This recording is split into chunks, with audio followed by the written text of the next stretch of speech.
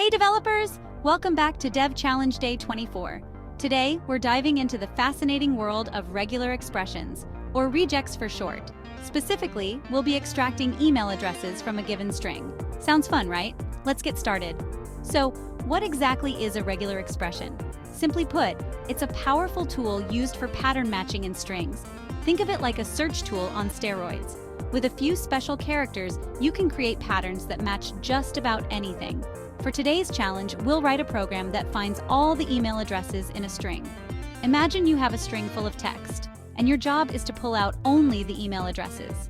Regex is perfect for this task. First, let's break down the pattern we need. An email address typically looks like this: username at domain.extension.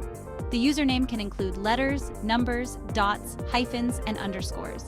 The domain and extension follow similar rules, but they don't allow special characters like underscores or spaces. Here's how we can translate that into a regex pattern. Yeah, it looks a bit cryptic, but let me break it down for you. Matches the username. The square brackets define a character set, and the plus sign means one or more of these characters. Matches the literal at symbol. Matches the domain name, similar to the username, but notice it doesn't include underscores. Matches a literal dot. We escape it with a backslash because dots have a special meaning in regex. Matches the extension. The curly braces specify that we need at least 2 characters here. Now let's put this pattern to work in a simple Python program. We'll use the module to handle our regular expressions. Python import redef extract emails, text equals sign. Here are some emails: alice@example.com, bob.smith@work.net, contact@website.co.uk. Let's extract them.